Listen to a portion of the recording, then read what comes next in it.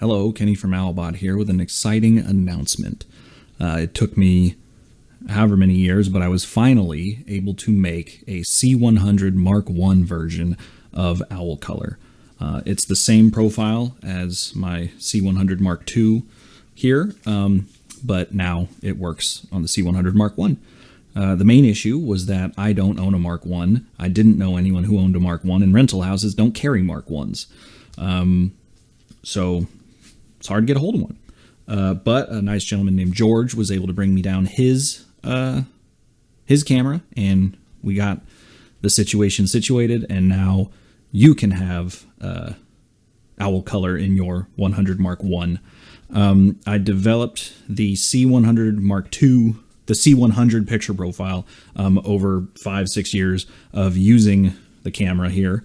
And really what we're trying to do here is the colors are messed with quite a bit, but also we are trying to really work within the codec that we're given, which is that 8-bit 420 codec. The issue is that C-Log1 isn't really a true log, but at the same time you don't want a true log, because like C-Log2 in an 8-bit codec would be relatively difficult to grade properly.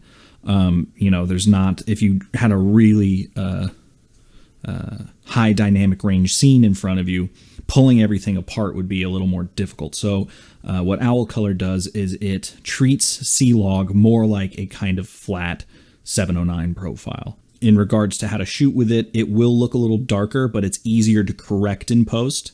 You will see less rasterization. Shoot as bright as you can while protecting the highlights, so just do not clip. But even in the dark areas, you should be able to bring it up pretty easily. And yeah, I usually expose skin. Like a quick trick is I would put zebras at like 65% and then just get your bright skin tones around there. And you should be fine. If you don't even have that kind of time, just like I said, expose all the way up until clipping. If the clip doesn't matter, then whatever. But generally you don't want to clip. I shot everything I ever shot on the C100 with the Sigma 18-35 with a Pro Mist on it, which is a very standard setup for almost everyone in the sort of solo operator space.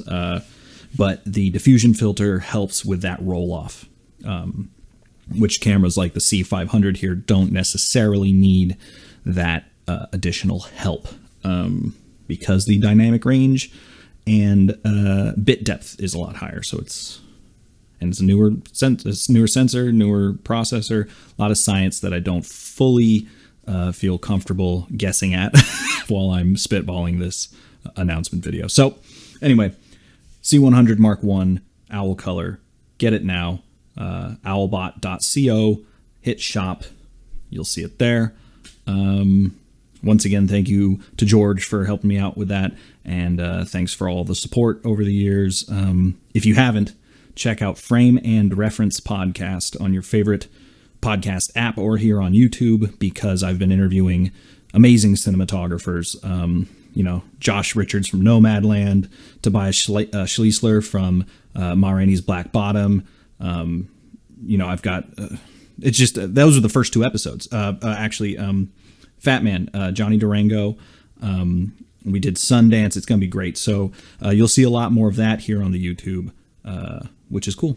So throw another little plug in there. But yeah, moral of the story, Owl Color for your C100. I hope it gets you another couple years of life out of your lovely camera. These things are still well worth the price of admission, especially for how cheap they are now. I think you can pick one up for like $1,500, a Mark II. Yeah, that's it. That's all I got. I think I've spitballed enough. It's hot in this room. I got to turn back on the fan.